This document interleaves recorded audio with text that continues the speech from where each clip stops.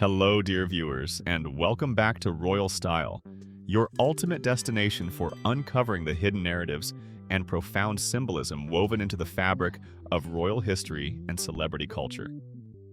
Today, we embark on a truly extraordinary journey, tracing one of the most remarkable transformations in modern public life.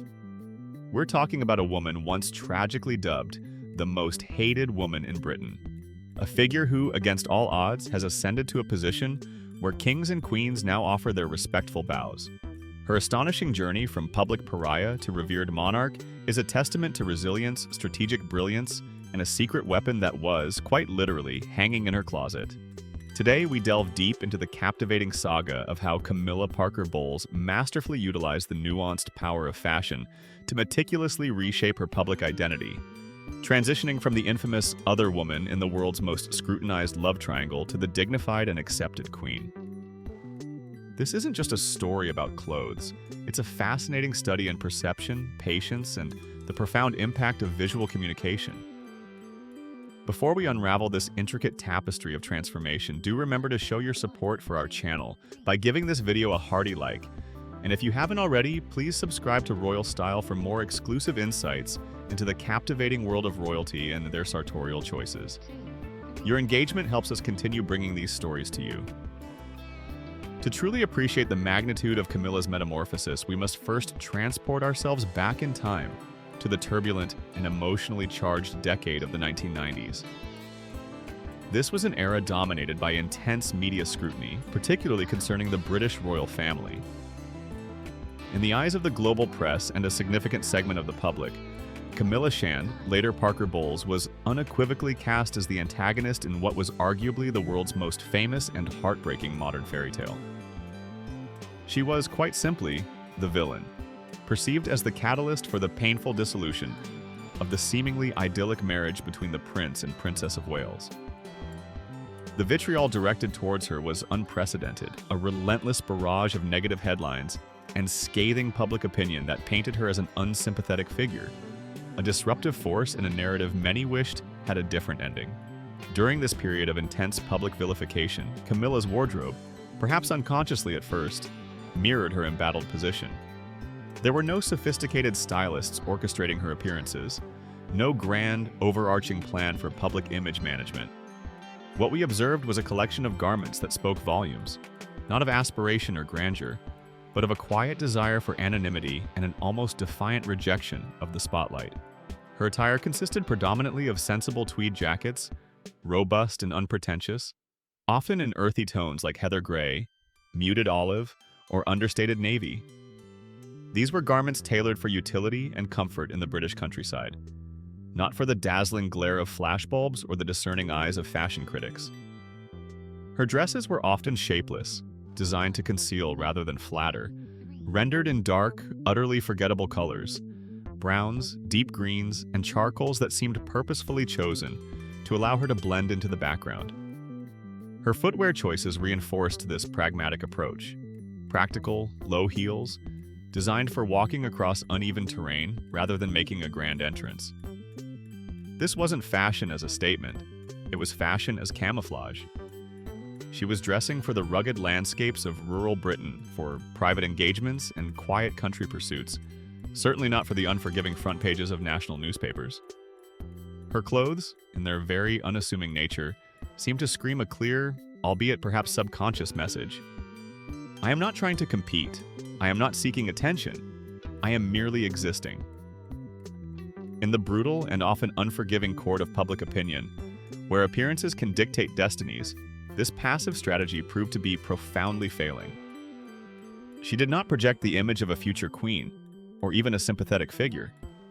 Instead, her outward presentation, coupled with the relentless media narrative, solidified her image as the very reason a beloved royal marriage had spectacularly failed. The contrast with Princess Diana's effortless glamour and iconic style only served to further underscore Camilla's perceived lack of royal polish and public appeal. Then came a pivotal moment, a turning point that would irrevocably alter the trajectory of her public life, her marriage to Prince Charles in 2000.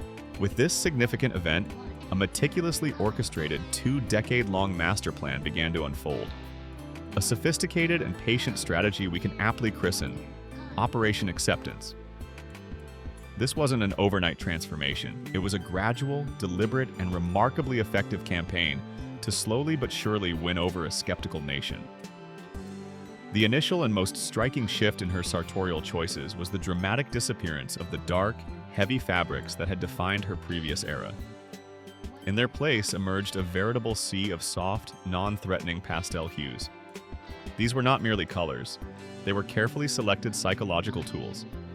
Powder blue, a shade universally associated with calm, serenity, and approachability. Mint green, evoking freshness, renewal, and gentle optimism. And blush pink, suggesting softness, femininity, and a touch of unassuming grace. These delicate tones were chosen to soften her image, to make her appear less formidable, more gentle, and ultimately, more relatable. Accompanying this chromatic shift was a profound evolution in the silhouettes of her garments. The shapeless dresses of the past were replaced by designs that were softer, more flattering, and expertly tailored to enhance her figure with elegance and sophistication. This was the work of discerning couturiers and skilled designers who truly understood her body type, selecting cuts and fabrics that draped gracefully, creating an aura of understated chic. The emphasis was on classic lines, impeccable tailoring, and a timeless aesthetic that exuded quiet confidence rather than flamboyant display. And then Camilla unveiled her true secret weapon, a sartorial element that became synonymous with her public identity and played an immeasurable role in her image rehabilitation: the hats. These were not mere accessories, they were magnificent, often architectural creations, many of them designed by the legendary milliner Philip Treacy. His genius lay in crafting headpieces that were bold yet never aggressive, striking yet always elegant. They gave her an undeniable presence, an air of regal dignity and sophisticated flair without ever appearing ostentatious or competitive.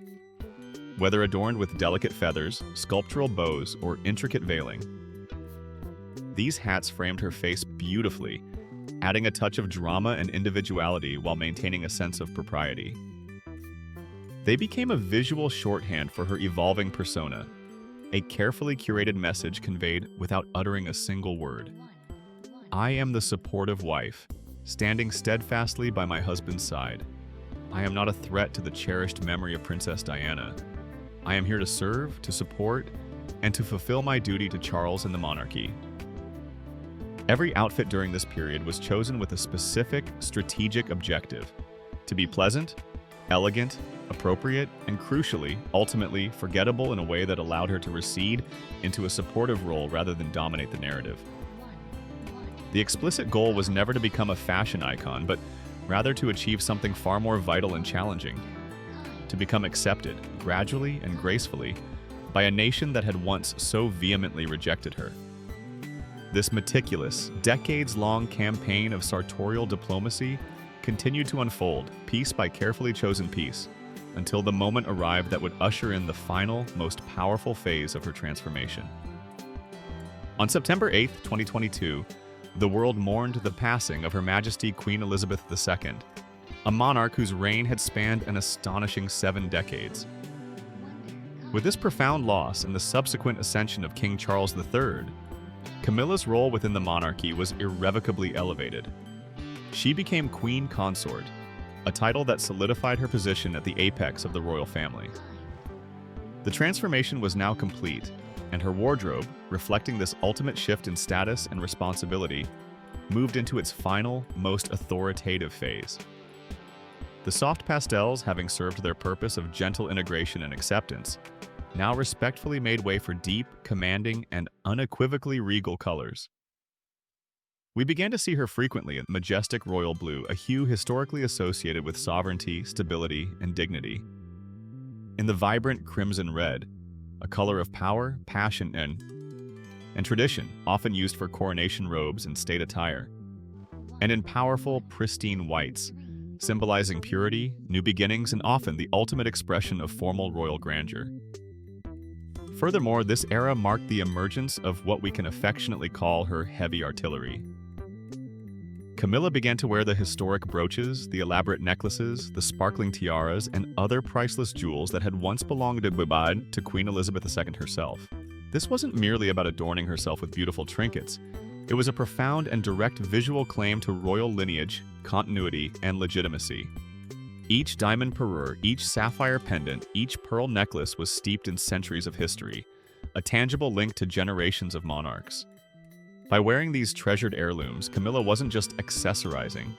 She was symbolically inheriting the mantle of queenship, asserting her place within the unbroken line of the British monarchy, and signaling to the world that she was now a keeper of its most sacred traditions and its most precious symbols. The absolute pinnacle of this strategic sartorial evolution was undoubtedly her coronation gown, unveiled on May 6, 2023 at Westminster Abbey. It was a stunning, majestic white dress, designed by Bruce Oldfield, a couturier who had long understood her style. The gown itself was a masterpiece of traditional royal elegance, crafted from ivory duchesse satin adorned with intricate silver and gold embroidery. But within this exquisite display of majesty lay a subtle yet utterly genius secret.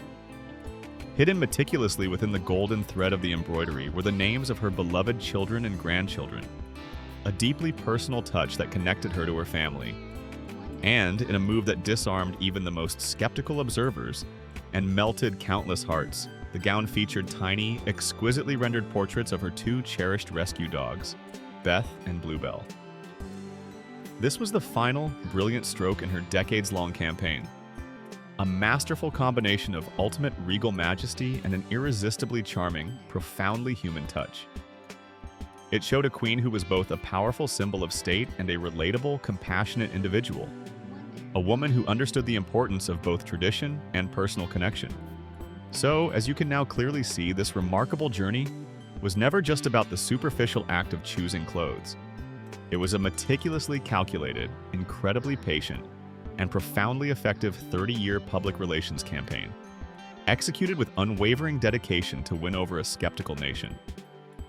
From the almost defensive camouflage of the 1990s, where her wardrobe aimed to deflect attention and avoid confrontation, to the soft diplomacy of her Duchess years, characterized by gentle pastels and elegant discretion, and finally to the powerful, undeniable regal authority of a queen. Each and every outfit was a deliberate step.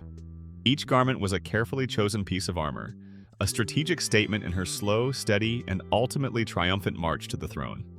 Camilla Parker Bowles, now Queen Camilla, has unequivocally proven that the most powerful weapon in a royal's arsenal, one that can reshape perception and secure acceptance, isn't always a glittering crown or a ceremonial scepter. Sometimes it is simply a perfectly executed wardrobe, wielded with intelligence, patience, and an acute understanding of public sentiment.